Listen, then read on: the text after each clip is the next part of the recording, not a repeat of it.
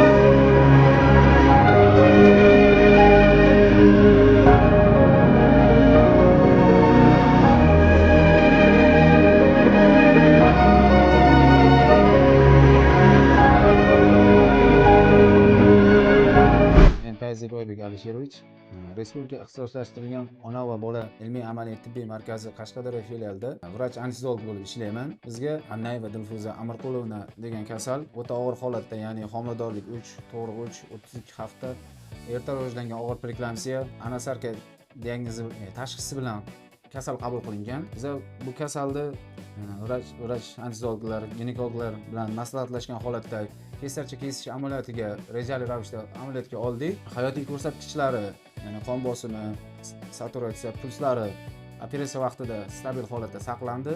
Kesarcha kesish amaliyoti o'ta muvaffaqiyatli yakunlandi. Hozirda ayolning hayotiy ko'rsatkichlari, ya'ni og'ir stabil holatda saqlanmoqda. Davo muolajalari davom ettirilmoqda.